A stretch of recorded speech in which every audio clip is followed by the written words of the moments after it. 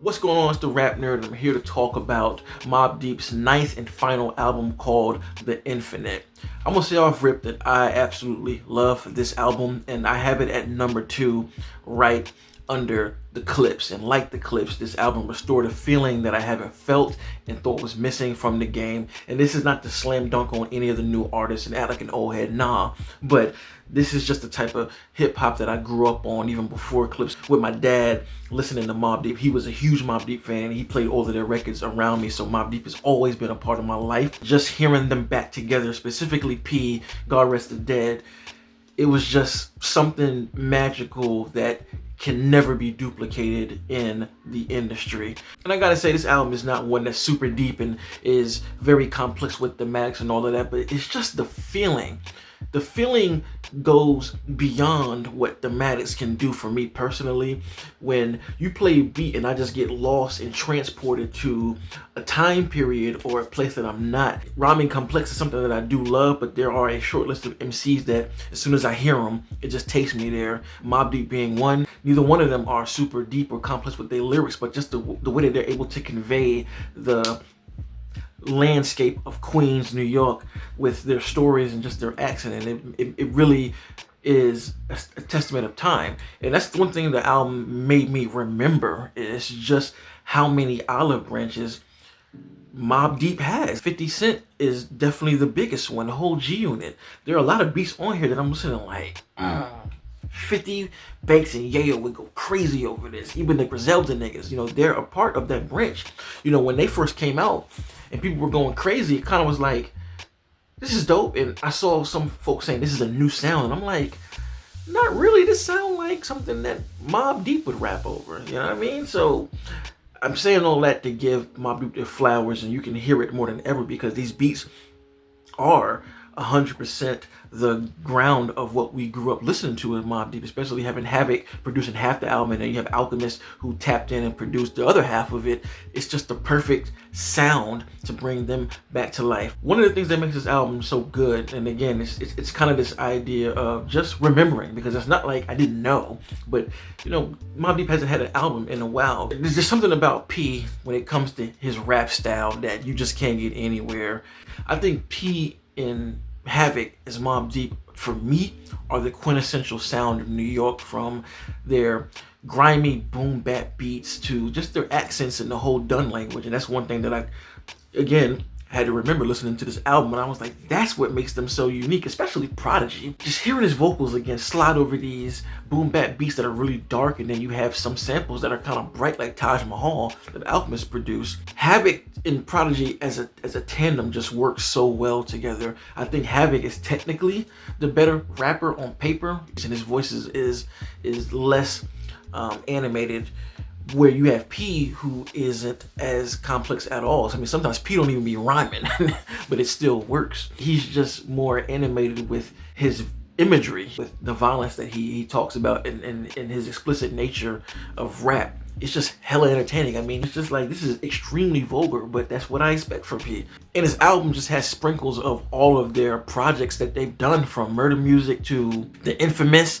Infamy, American Nightmares, Blood Money. You can hear all of this production throughout this album, and again, it takes me back to all of that, and they didn't miss a step. Like, it sounds like these records came straight from all of these albums, which I love. So I'm just gonna go through some of the track lists of how it made me feel and just talk about, you know, some things. So it opens up with Against the World, and I've been playing that song since it hit streaming. It still has not lost its magic. I think that's such a dope and hard ass beat. I think Havoc is on that one. Yeah, he produced that beat. And then the next record is Gunfire, and it just has this violin sample that's just relentless and vicious. As soon as it comes on, them strings, it's just so hard. And for the debate and the conversation about who the top tiers in rap, me and H is, I just love hearing Prodigy over these beats, man. I'm not gonna lie, he is the highlight of the project for me. And this is an Alchemist beat as well, if I didn't mention that before. And then the next record is Easy Bro, which speeds the pace up, and this is a Havoc beat. Sounds like something straight off of Hell on Earth, and I love the tempo and how dark and moody it is. But then we get to the next record, which features another duo called Look at Me. It has Clips on it, and man, and I've just been on a Clips run this year. Anything that they have dropped, I think is the best, and this is one of the best records on this album. Another beat produced by Havoc. That's right up their alley. It sounds really dark and demonic, and I love that synth that's just kind of going off. It reminds me of something from an old school horror movie. And for me on this song, Push and Malice are the shining stars of it, and I love that they went back and forth and split a 16 rather than having a 16 apiece. And yet again, just barring shit up. Something touch some other niggas. We just see murder, so it's really fuck them other niggas. Like,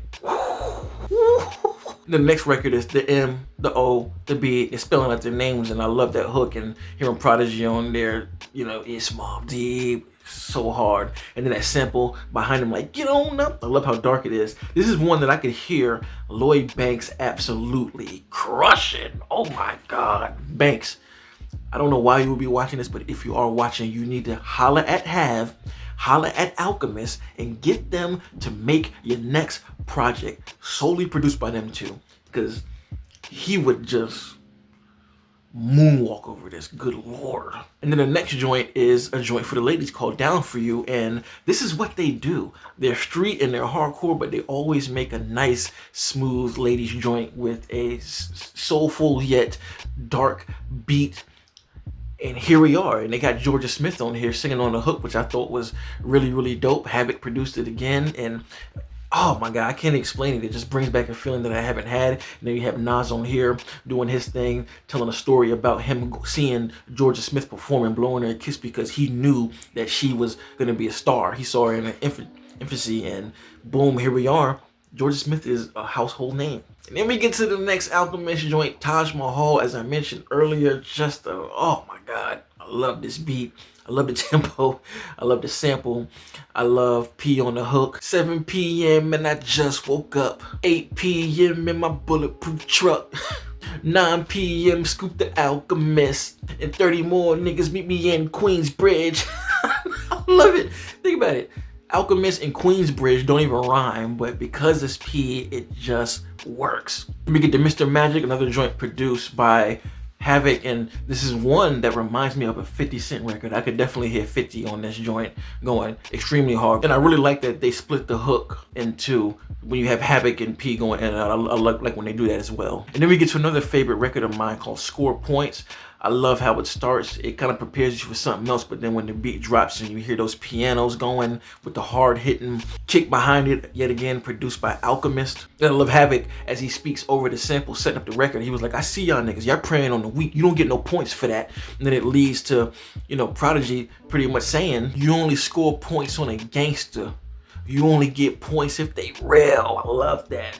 And that to me just speaks to the climate of today, where you have people who prey on others who know they can't do nothing. I don't know if that's what their intent was, because I know niggas in the hood do that. You got some people who are just acting like tough guys, but they slapping around like little niggas who don't have no type of like stripes. You don't get no points for that. But I relate that to people, these weak ass school shooters who go into places of sanction and peace and try to disrupt it. I'm like, you're not tough, bro.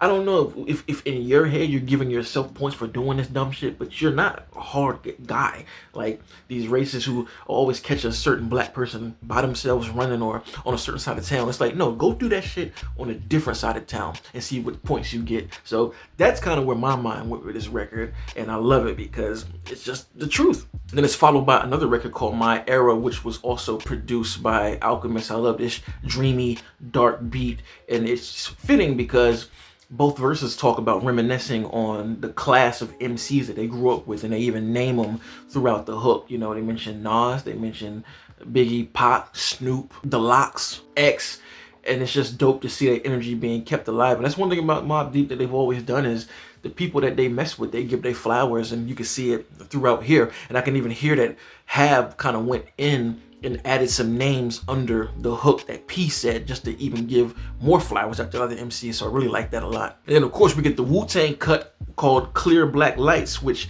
is so fitting of hearing Ghostface and Raekwon, having a soul sample of that elk mixed in with Mobb Deep. It just is a stellar mashup of the two styles, because Wu-Tang is also another group that I associate with New York, period.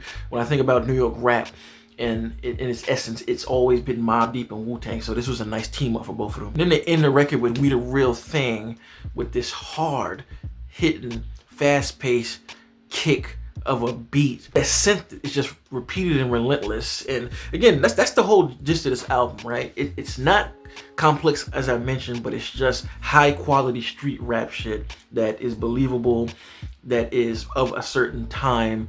And I love that they kept it classic. That's what I feel like. The beats are pretty much all loops for the most part. You have some that are more thematic, like the ladies records. You can hear progression in the chords and all of that, but for the most part, they're just 4-bar loops that don't change. But you don't really need much when you have MCs of this caliber rapping over them. So God, what an album. This is going to get in a massive amount of play for me the rest of the year. And again, number 2 for rap albums of the year.